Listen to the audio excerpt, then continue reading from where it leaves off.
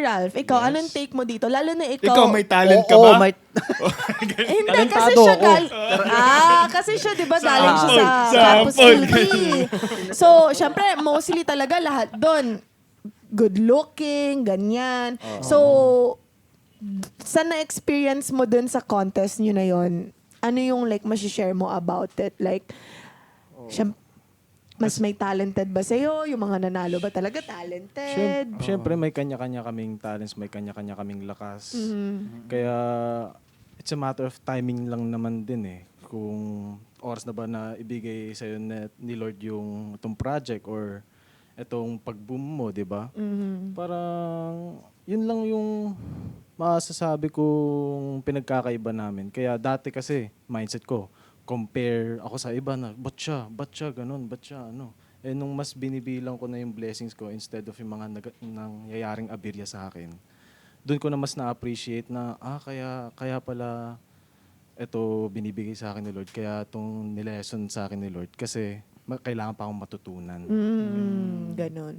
Actually, I think before, hindi ganun kalaki talaga sa industry natin yung looks. Kasi alam natin yan, marami tayong mga veteran actors na iba-iba talaga yung beauty nila, di ba? Yung looks nila. It's all about talent. Pero sa... Bakit ka natatawa? Kasi, akala ko sasabihin mo, dati kasi may mga veteran actors na pangit. Hindi. Ang point ko... Akala ko sasabihin niya yun.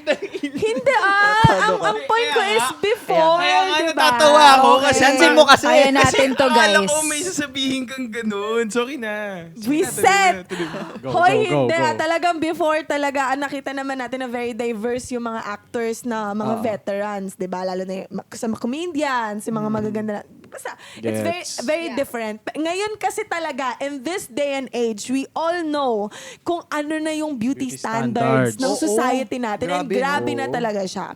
Kaya, masasabi ko na malaki talaga yung impact niya, especially sa industry natin, di ba? Lalo na may social media na din. Sa social media talaga, gusto natin like perfect yung mga photos natin, yung videos natin, how people see us, di ba? So, masyado na din talaga tayong nagiging conscious on how we look because of the standards of the society.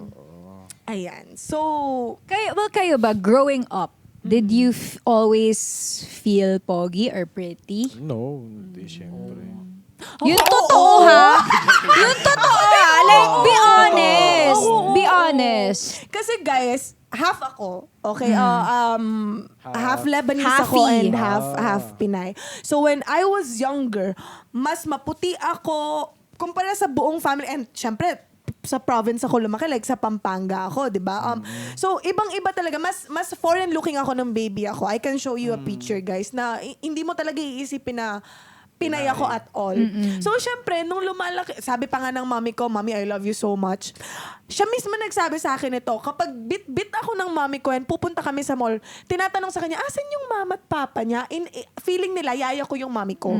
Ganon. So, I really grew up na lumaki ako na naririnig ko yung mga tao na kino-compliment yung looks ko. Ganon siya. But then, nung lumaki na ako and then napodpad na ako sa Maynila, na-realize ko na, hindi pala ako ganun kaganda. Dami palang maganda. Lagi ako din, na-realize ko din yan. Di Nung ba? pagpasok ko ng showbiz, na parang, sabi ko na, hindi pala ako ganun kapogi. Oo.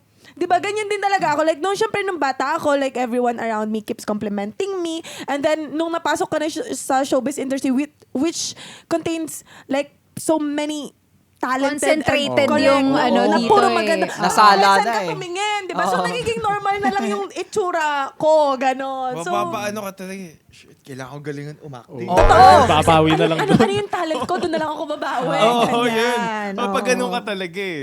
Kayo, nung lumaki ka, gano'n ba yung ano mo? Ako, iba yung perspective ko, syempre. Well, lalo na, morena. Tapos, naturally, my hair is super curly. Pero ang ganda mo kaya nung bata ka. Thank you Sobra. so much. Oo. Thank you so much. Pero, yun. Hanggang ngayon. Thank you. Thank you. Pero, yun. I think ako yung perspective ko is from someone who didn't feel pretty like in middle school and high school, ganyan. Like, halimbawa sa friend group namin, parang yung iba kong friends, sila yung parang nagiging close agad sa mga higher batch. Di ba may mga ganon? Sila yung parang nare-rumor na crush ni ganito, crush ni ganyan.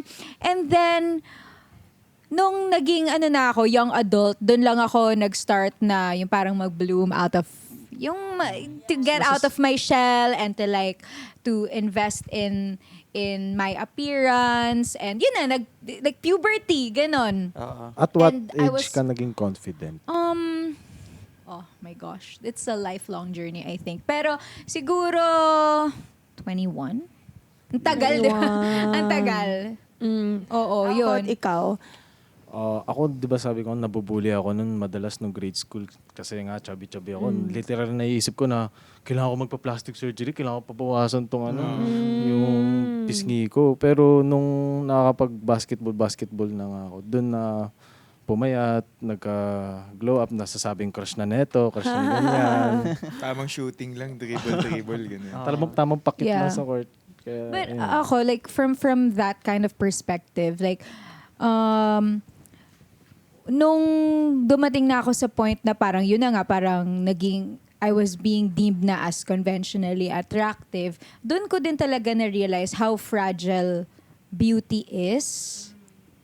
Kasi dito ka na mapapaisip na bakit nagbago yung trato ng mga tao sa akin? Ako pa rin naman to. Kung sino ako nung mataba ako, nung high school pa ako, yun pa rin naman ako. Ito pa rin naman ako eh. Correct. Nagbago Same. lang yung weight ko, Yeah. nagbago lang yung buhok ko, nagbago lang yung mukha ko. So it goes to show you na how differently you are treated based on how you look. Correct. Diba? Kasi ito pa rin naman ako eh. Pero ba't di nyo ako, like halimbawa, natatawa ako kapag may mga people from my high school na lumalabas sa DMs ko na parang, hindi mo ako pinapansin dati. Oh my God, oo, ako Diba? din. Isa Ako ka nga din. sa mga naririnig ko may mga sinasabi about me nung high school, tapos ngayon, follow mo ko. Ako pa rin naman to eh. Pero ngayon, you deem me na as attractive. Same, Diba? true. So, mapapaisip ka din na, so pag nawala to, who's gonna stay with me? Who are the people who see my value without all of this? Correct.